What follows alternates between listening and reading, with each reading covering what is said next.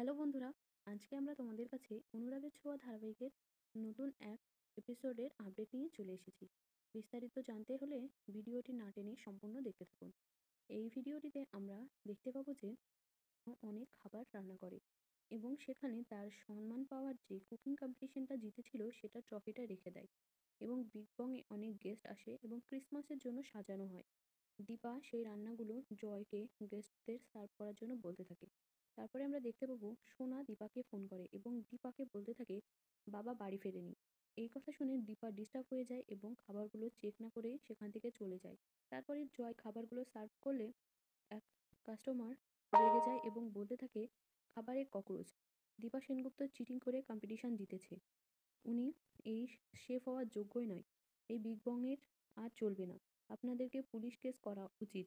এই খাবার খেয়ে যদি ফুড পয়জনিং হয়, কে বলতে পারবে যে এখনো না হয়? তারপরে আমরা দেখতে পাবো কম্পিটিশনের জাজেরা এসে দীপার সেই সম্মানটা নিয়ে যায় এবং দীপা খুব ভেঙে পড়ে এবং সাক্ষ্যদীপও বলতে থাকে যে আর কিছু করার নেই। সব শেষ হয়ে গেল আপনার একটি ভুলের জন্য। অপরদিকে আমরা দেখতে পাবো যে রূপা বুঝতে পেরে যায় এটা মিশকারই কাণ্ড এবং মিশকাকে সে ধরিয়ে দিতে চেষ্টা করে।